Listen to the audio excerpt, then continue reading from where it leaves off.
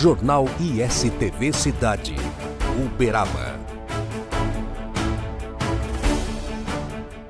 Estamos de volta com ISTV Cidade, noticiário da família uberabense, recebendo aqui a visita ilustre de um velho amigo que volta e meia está por aqui, mas nesse período eleitoral ele está atuando como radialista, por isso nós tivemos que abrir um espaço, não foi fácil, mas nós conseguimos abrir espaço na agenda. Dr. Rondon Fernandes, obrigado por participar do ISTV Cidade, mais uma vez. Opa, obrigado, Paulo, obrigado a todos aqui da ISTV, né, que eu tenho, né, como uma família, e maravilha. Mais uma vez aqui para poder responder as perguntas que tiverem ao nosso alcance e que sejam também do nosso conhecimento.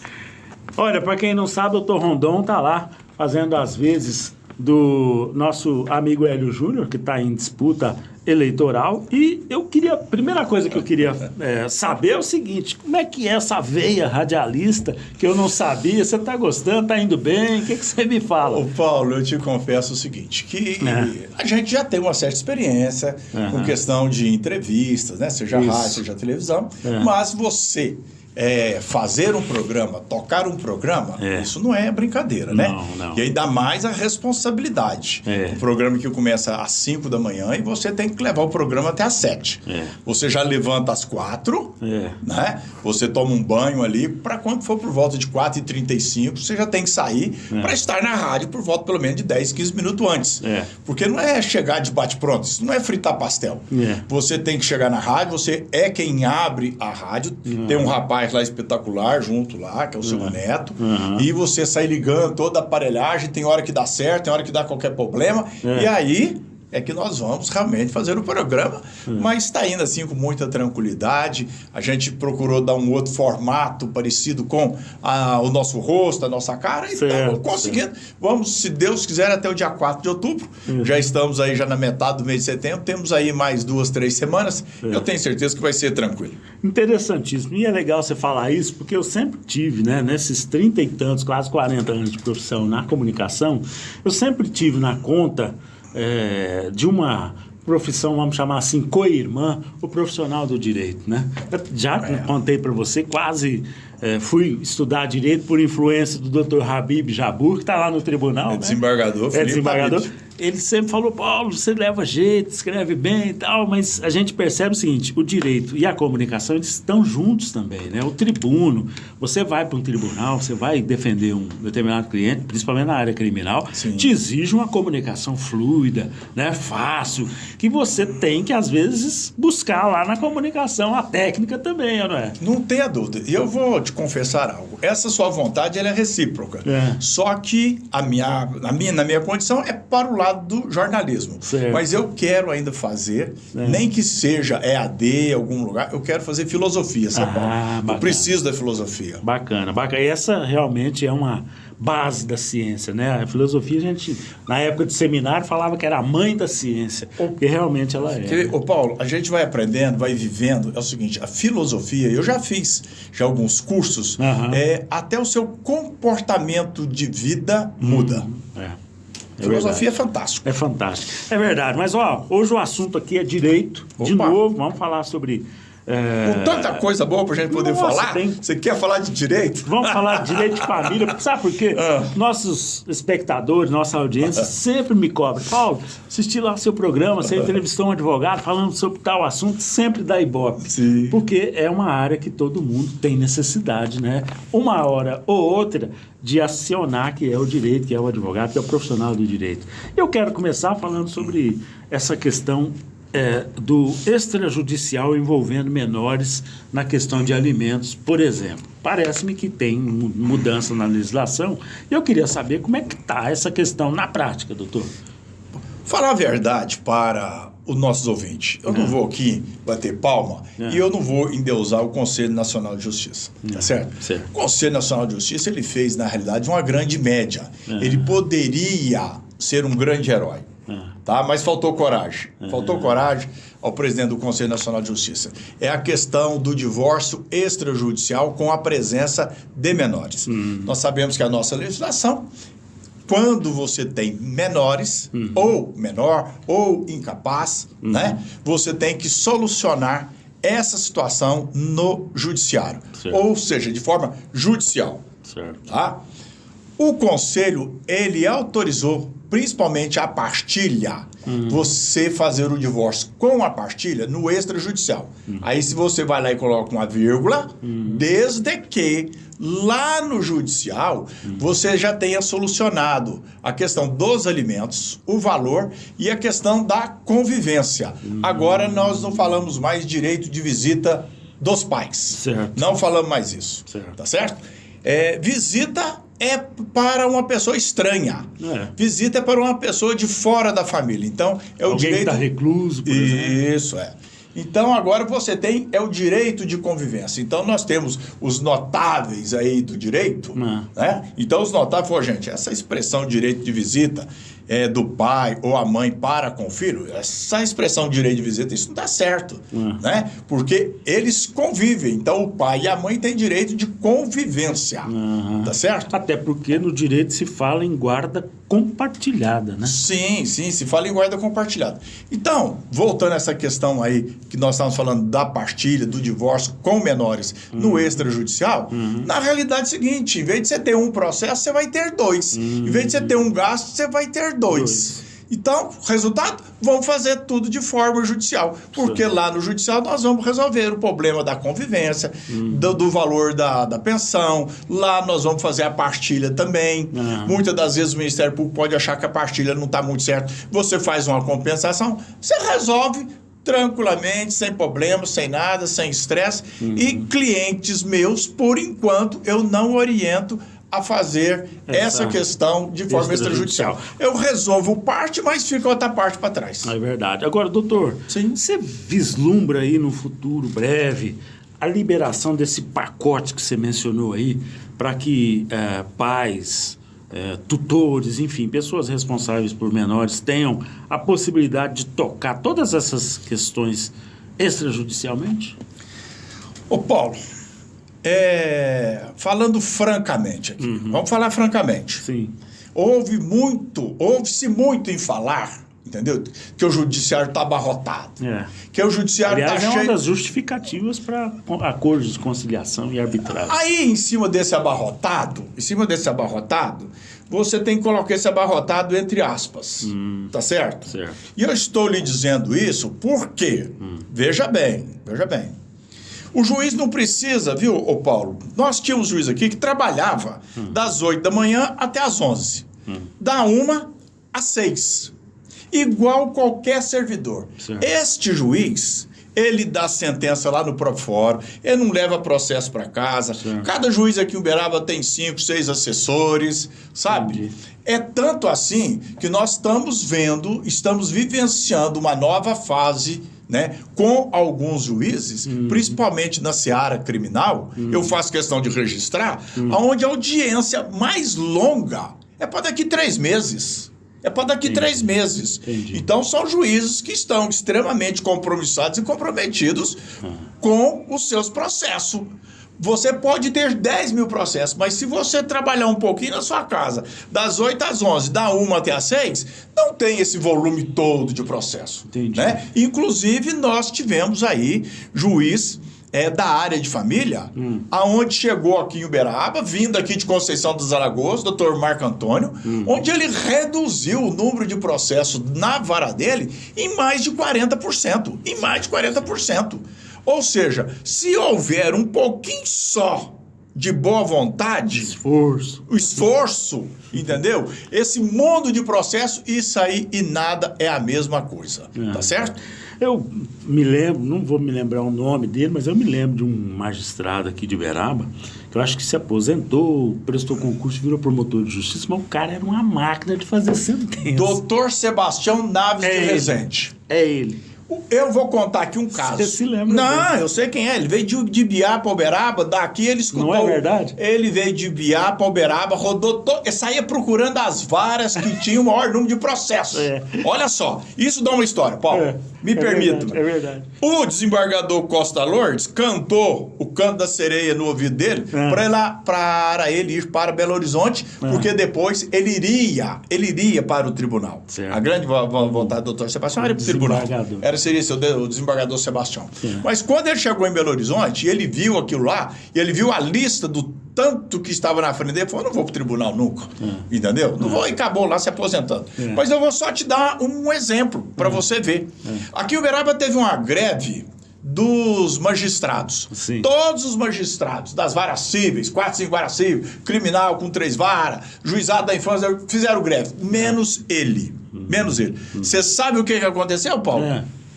Os processos andaram normalmente ou então de forma mais célere, porque ele despachava sozinho para todas as varas, para todas.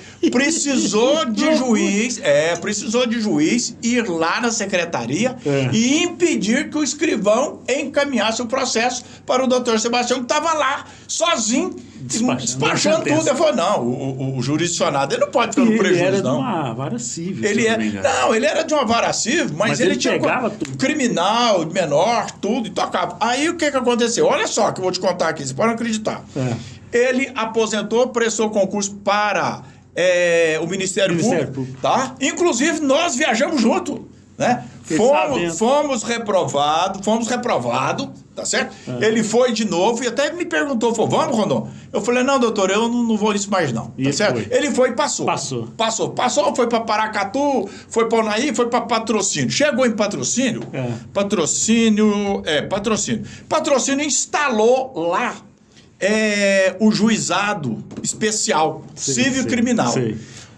Ele trabalhando, né, na vara criminal de Patrocínio, com 2 juízes, ele lotava os juízes de denúncias. Entendi. De denúncia. Foi pro lado do Ministério Público, trabalhando do mesmo jeito. Aí o que aconteceu? Os juízes viram assim, nós não damos conta desse homem, ele enche a gente de processo. Vamos deixar o juizado que está lotado. Vamos deixar o juizado especial civil criminal que está lotado. O que o doutor Sebastião fez? Na primeira audiência, já fez uma audiência com 40. E já virou assim, a pena aqui é cesta básica de um salário mínimo para todo mundo. Quem não puder pagar de uma vez, fala com a moça aqui, divide, pronto, acabou. No outro dia mais 40, no outro dia mais 40, aquilo foi assim. Zero. Não, com 30 dias já estava sendo marcadas audiências lá em Patrocínio. Assim, você entrava com audiência para daqui 15 dias, já tinha audiência. Bem lembrada essa história toda, mas a gente, né, fazer justiça. O doutor Sebastião é diferenciado. Não, é uma pessoa diferenciada. E aí o resultado, veja bem, chegou ali um ponto em Patrocínio que já não tinha mais serviço para ele. Aí o que ele fez? Ele foi para Araguari para pegar serviço. E lá em Araguari também ele estava, né? Ao lado do filho dele. Porque ele tinha um filho que era juiz em Araguari. Filho esse que, infelizmente, Deus o tenha, veio a óbito. Tá certo? A doença não interessa, tá? E o outro filho dele, que era o doutor Paulo Fernando, estava em Uberlândia. Então, de Uberlândia até Araguari, 30 quilômetros. A família estava reunida. É uma família de magistrados. Não, e o filho dele também muito esforçado, muito trabalhador. O doutor Paulo Fernando foi juiz aqui, foi para Uberlândia, extremamente trabalhador. Eu me lembrei dessas histórias todas, porque a gente estava falando aqui, são histórias que nós temos aqui, nesses 37 anos. Procedimento extrajudicial, e sempre a justificativa que vem é exatamente essa, desafogar o judiciário. Por isso estão se estimulando aí câmaras de acordo, de arbitragem, né, e acordos... Você deixa eu falar dessas câmaras? Sim. Para mim falar dessas câmaras de arbitragem, eu preciso falar do ensino de direito. Certo. Se você não sabe, eu vou falar aqui para o nosso ouvinte aqui da IST o seguinte. Se você pegar todas as faculdades de direito, Argentina, Paraguai, Chile, Colômbia, Venezuela, Estados Unidos, França, Noruega, Alemanha, do mundo afora, somam todas. Se você somar todas as faculdades de direito do mundo, não dão a quantidade de direitos que nós temos aqui no Brasil. Que isso? Tem não faculdade dá. brotando, então. Então, com esse EAD é o maior canal de dinheiro para os empresários. O que é isso? Monta-se uma... Olha que crime que é feito. Vamos criar um curso de direito por EAD. Gente, com todo respeito. E aí o aluno vai lá no FIES, vai lá mais não sei aonde, e faz o financiamento do curso, quem é que paga? É o governo, ou seja, o empresário, ele vai receber E muito. E a qualidade do ensino não é lá essas coisas. São ensinos gravados, essa situação toda. Entende? Online. E outro detalhe também. Infelizmente, isto eu falo. As escolas de direito do Brasil, elas pecam porque elas ensinam o aluno a demandar, a litigar. Vamos entrar com ação, vamos defender, vamos fazer, vamos contestar, vamos impugnar, Não existe na grade da escola de direito aquilo que se denomina do direito consensual. Vamos conciliar primeiro, vamos sentar à mesa. O japonês, por exemplo, Paulo, não sei se você sabe, é o país onde tem o menor número de demandas. Quando o japonês chega aí para a justiça é porque chegou no limite e ele ainda tem vergonha. E aqui no Brasil é o seguinte, qualquer coisa... Ali, se tiver uma briga ali na esquina ali e sair qualquer renga-tenga, vai desaguar lá no judiciário. Nós tivemos uma briga ontem na televisão do Datena com o Marçal. Quando for sexta-feira já tem uma ação, no judiciário pedindo dano moral, essas coisas. Ou seja, você está contando aí, está falando de tudo isso para a gente perceber o seguinte, é também uma questão cultural, né? Não tenha dúvida, veja bem. Essas câmaras de conciliação que tentam implantar em Uberaba, Uberlândia, para lá e para cá, eu, sinceramente, eu até aplaudo quem faz isso. Eu até aplaudo. Tá certo? Mas nós temos, inclusive, uma lei. Uma lei que regulamenta essa situação, disciplina, tudo. Mas não é fácil. E outro detalhe também. Por mais que se diga que a decisão ali, e eu vou te dar um exemplo, tem que ser respeitada, isso, aquilo, outro... Quem não ficou satisfeito com aquela decisão corre lá no judiciário. Nós temos um exemplo aí, o grupo JBS com aquela Eldorado. Tá certo. Daquela questão de bilhões relativo à celulose. Tá certo? Foi resolvido lá nessa esfera extrajudicial, mas a JBS não gostou e foi lá pro judiciário, tá lá demandando agora lá essa situação. Por isso que eu convido aqui, volta e meia, para participar conosco, porque está aí, você somando o tempo de atividade como serventuário da Justiça, como profissional de direito, dá em torno de 40 anos. 42, dá aula de direito para nós. Por isso, muitíssimo obrigado pela sua participação de novo e volte sempre. Já acabou? Já terminou, o tempo estourou. Um bate-papo gostoso que a gente tem que ver. Queria agradecer a toda a casa, né? A toda a família ISTV, né? Agradecer aos nossos ouvintes. E eu gostaria de pedir para que vocês, aquelas pessoas que pudessem, vamos assistir a ISTV, é a nossa cidade, é o nosso canal é o nosso canal, tá certo? Aqui você fica sabendo de tudo e você tem a oportunidade também de vez em quando escutar o Dr. Rondon, tá certo? ISTV Cidade, o noticiário da família uberabense. Estamos apresentando Jornal ISTV Cidade, Uberaba. ISTV Shop, o seu shopping na TV. Moda, saúde, beleza, decoração. Promoções com produtos e serviços de qualidade.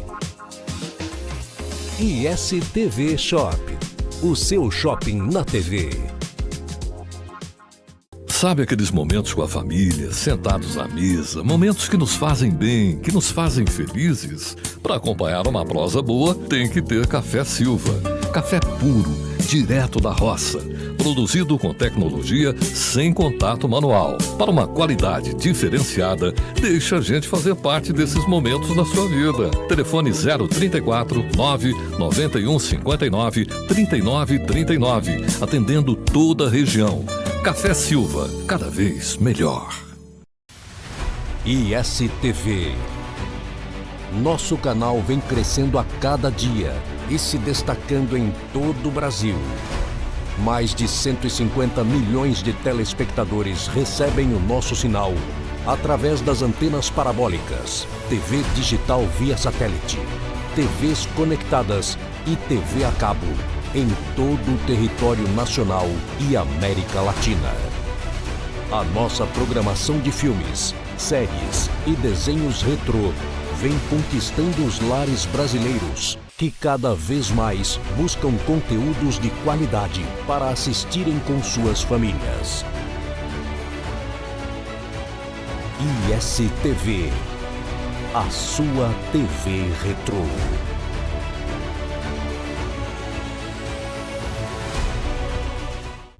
Voltamos a apresentar Jornal ISTV Cidade, Uberaba. Estamos de volta com o ISTV Cidade, noticiário da família uberabense. E o assunto agora é a segunda Expo Leite, que vai de 21 a 25 de outubro. Uma entrevista coletiva lançou as principais novidades e atrações da segunda edição relançada da Feira de Gado Leiteiro aqui em Uberaba, lá na ABCZ. Confira. Pode esperar uma feira um pouco maior em termos de números de animais. O ano passado foi uma grande novidade para o mercado, né? A ABCZ promover a sua Feira do Leite. E agora o grande desafio desse segundo ano da Expo Leite é se firmar assim como foi o ano passado, em um dos grandes eventos do ano que tratam, que promovem e que colocam em vitrine a cadeia produtiva. Esse é um dos grandes desafios, né? A gente dá essa continuidade à feira, que foi muito importante ano passado, atraiu muitos expositores e teve algo interessante ano passado. Aqueles que não vieram, todos, já desde o ano passado, reservando espaço para estarem presentes, principalmente empresas comerciais relacionadas à cadeia do leite, que vão estar aqui presentes conosco aqui no segundo ano. Esse é o nosso grande desafio aí. Nós vimos que neste ano nós teremos uma presença muito forte de uma discussão técnica, falando de morfologia e ao mesmo tempo preocupada também com o pequeno produtor. É uma tendência espalhar essa formação técnica mais específica e trazer o pequeno produtor para esse campo também? Então, a gente tem diversas ações. A Expo Leite também tem esse compromisso de falar de melhoramento genético, mostrar as raças, o estágio delas, todo o trabalho que os criadores fazem. Fala-se também em comercialização dos leilões, da troca de genética entre os produtores. E também esse ano especial, a gente trazendo dentro da Feira Expo Leite a realização de uma feira progenética, onde a gente pode, além dos julgamentos dos animais, da comercialização dos leilões, a gente poder também ter a comercialização e dar acesso à genética zebuína leiteira também para os pequenos produtores da região e de Minas Gerais e do Brasil todos, que vão estar aqui durante a semana com a gente. Para arrematar, não podemos deixar de falar, nós estamos vivendo uma crise hídrica, né, histórica, né, um momento também de grandes queimadas. A mensagem da ABCZ é o engajamento da associação nesse momento de muito estudo, de muita proposta, de melhoria também nesse campo.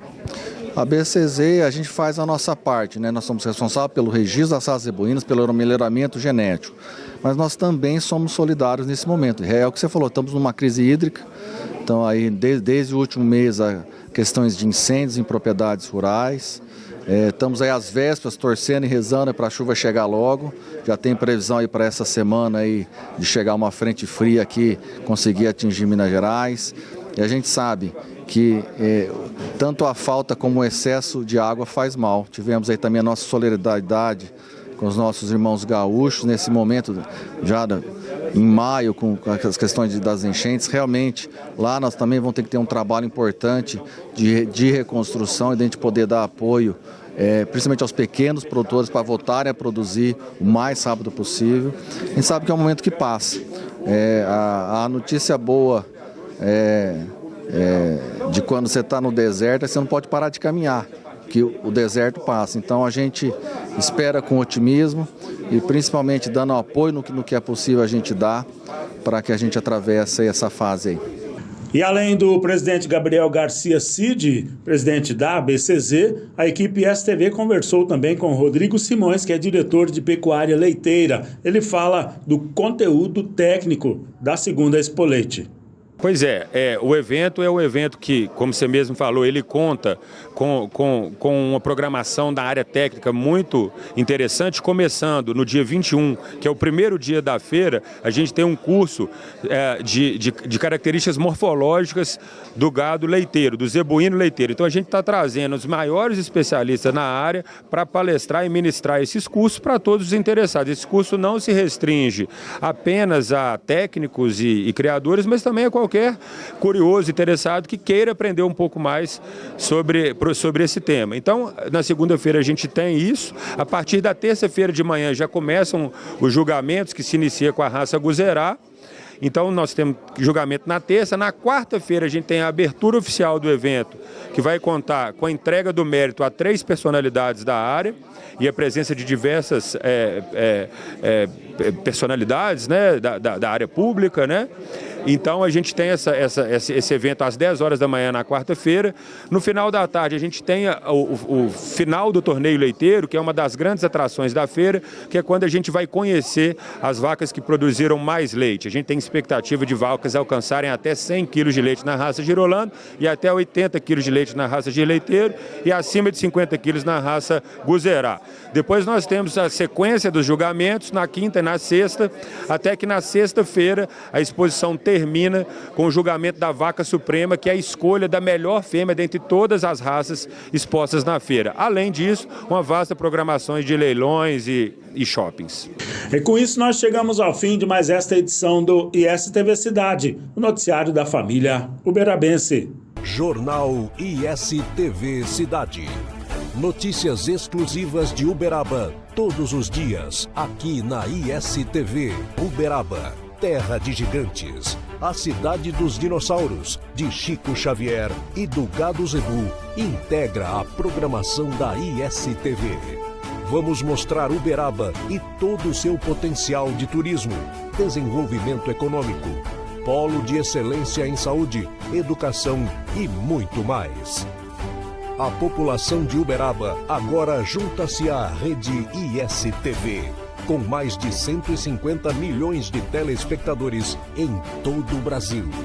Através das antenas parabólicas, TV digital via satélite, TVs conectadas e TV a cabo. ISTV Cidade, o noticiário da família uberabense.